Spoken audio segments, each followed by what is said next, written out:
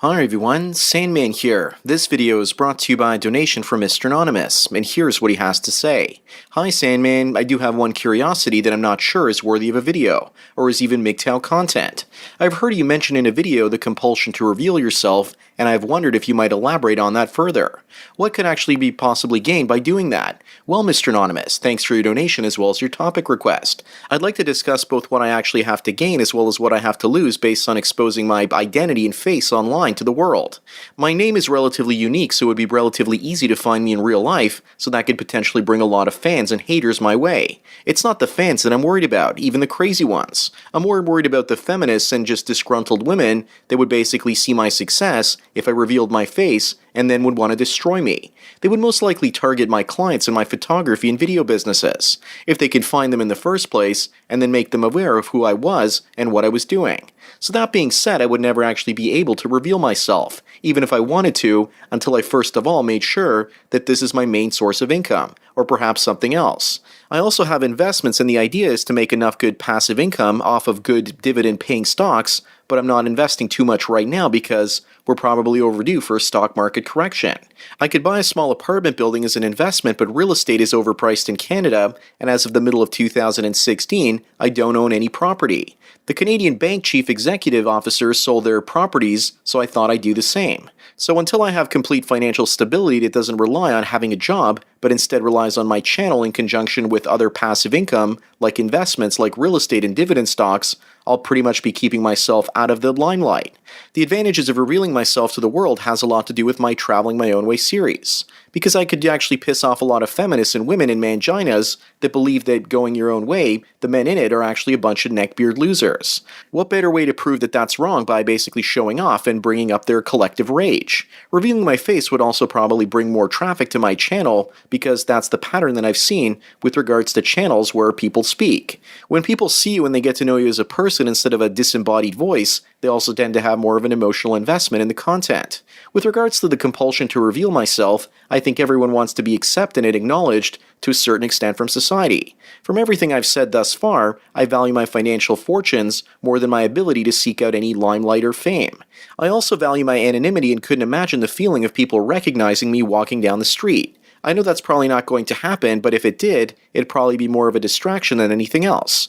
The idea of me revealing myself with regards to compulsion also comes from my desire to take MGTOW further. But I think that I've already done that by inspiring at least half a dozen new content channels last year. My success brought in others willing to work on daily videos, and now MGTOW channels combined are getting somewhere around 10 million views a month.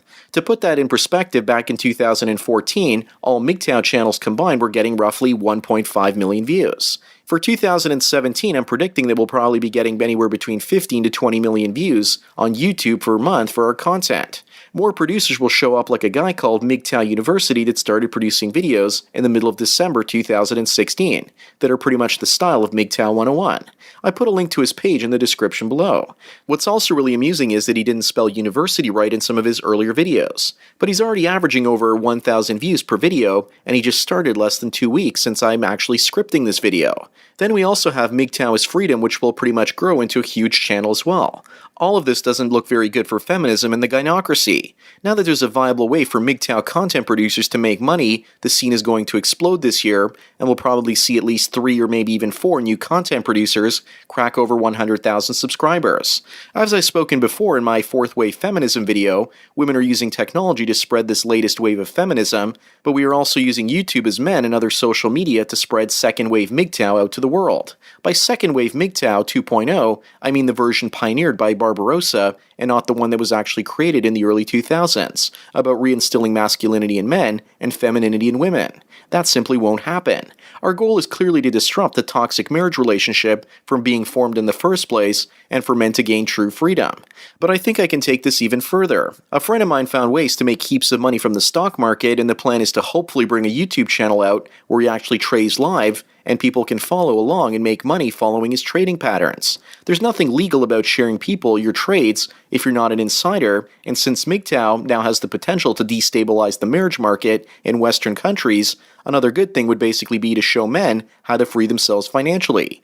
Then, of course, there's also augmented reality sex robots that I've been working on, and if that takes off, then I'll actually show my face. Otherwise, reporters will pretty much snoop around and find me anyways. With regards to who I was, in the past I was just an average blue pill man that worshipped women and put them on a pedestal. And I also focused on the love that I felt for them. That's very much unlike the men that were forced into horrible divorces or dumped because their partners chose to leave them because they were monkey branching to another person.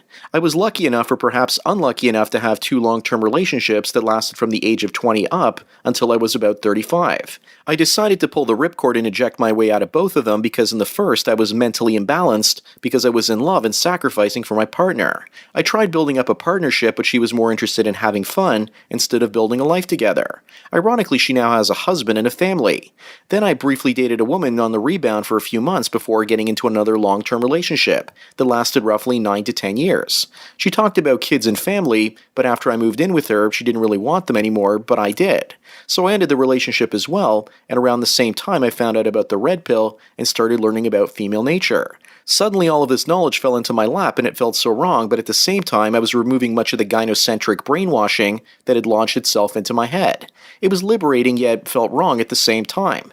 I thought about revealing myself and coming out early when I started producing content, but I didn't want people in my life to know what I was doing. That's probably the main issue with regards to revealing myself, because it could create a rift between myself and my family. My clients, as I said, would probably also find out, and maybe even my ex-girlfriends. So I don't really feel like dealing with those types of messy situations right now. I would reveal myself if a few different things happened. Not only if my MGTOW channel was my sole source of income, but also if I had enough money off my investment income as well, so if I lost this and I was doxxed, I could still live a normal life. Or if the AR sex robot took off. The greatest realization I've come to in the last couple of months is that with the rise of 6 or possibly 7 profitable MGTOW channels out there, and probably the majority of them inspired by my channel, we are on the verge of making a huge change in Western societies. Unless, of course, women try to silence us with regards to calling us fake news or a hate group.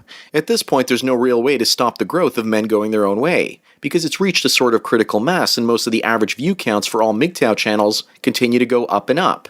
It's exciting to see what's actually happening. But what if the societal consequences are not good and lead to some destructive outcomes? How would people see the real me at that point? Like a monster or someone here to help men free themselves from gynocentric slavery? I know these are all questions that are way too premature, but where does the exponential growth of MGTOW end? I've learned that the key to changing the world is to do what you believe and pour all your energy into one thing, and make it profitable. Then show others how to profit off the same idea, and suddenly you've basically got tons of people pushing an idea around for you, and you don't even have to promote it as much as you once did. Eventually I see one of the big MGTOW content producers going all Louis Marco and revealing that he makes 6 figures and buying an expensive home and luxury vehicles, and then decides to give up his anonymity to try to become the face of the MGTOW movement.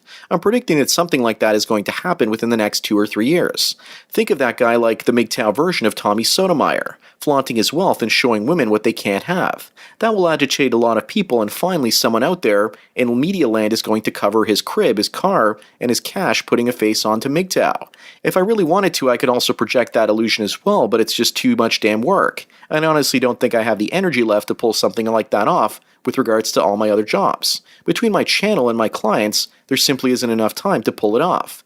And for what? So that most people I know would hate me, so I could actually play up to some image that I manufacture and it doesn't exist. Such a person would also most likely take advantage of the situation to pump and dump as many women as possible, because women want the man they see as unattainable. They also want to reform him. With regards to the compulsion to reveal myself, in some ways it would be nice to get female attention, but the cost to my personal life would be just too high. Any guy out there listening to this that has a channel and thinks he's going to turn himself into the MGTOW version of Tommy Sotomayor needs to understand that once he did that, he gets a lot of hate from women that are jealous of his status. Disgruntled women tried to take down Tommy's channel down a bunch of times, and he was forced to make a lot of backup channels to prevent it from happening. All that attention might be good as a novelty at first, but it comes at a very high price. Also, it's one thing to be famous for something that most people like music or acting, but it's something altogether different when your fame comes at a price of being called a misogynistic woman hater by the majority of people out there. I'm familiar with not being popular, but it's another thing entirely when many people in our society society want your head on a spike for all to see, like a background extra from the film Army of Darkness. If anything, I'd probably have to cut off my own hand and attach a chainsaw to scare the feminists away as I'm walking down the streets. If any man going his own way becomes really big and makes a fortune, I would honestly suggest that if you want to keep your fortune, you shouldn't be trying to use MGTOW as a way to launch yourself into fame. One guy that I think actually is trying to do that is a MGTOW guy known as Chris Cantu, and I put a second link in the description to one of his videos. And I see him trying to be one of the faces of MGTOW going into the future. So far his channel hasn't been able to gain that much traction. The thing about starting a YouTube channel is that if you're not 100% passionate about the content and your ego comes second, or you have a good way to hide it, then it's pretty much not going to work. Also, with MGTOW, the idea of a cult of personality is a bad thing. If there were people with faces attached directly to the movement, it can pretty much build up like a cult like many of the American MRAs are trying to do. But if a guy like Louis Marca, whose primary thing is bodybuilding, says that he's a MGTOW and attaches his face to that label, then that's a good thing because he's something else first and MGTOW second. Then the criticism can pretty much roll off his back because he's YouTube famous for something else. Also, it's official, the title of YouTuber has actually been put into the dictionary, so hopefully my spell check will now autocorrect, and now it's actually socially acceptable, so many more gold diggers are going to try to attach themselves to the men on YouTube. Isn't that great? Anyways, that's all I've got to say for today. Thanks again, Mr. Anonymous, for your donation as well as your topic. Don't forget to like this video and check out the MGTOW mystery link. As for everyone else out there, please follow me on Twitter or like me on Facebook to get tomorrow's video today. Thanks for taking your daily dose of red pills. And remember, a red pill a day keeps the Klaatu Varata Niktu away. So enjoy the rest of your day, and cheers.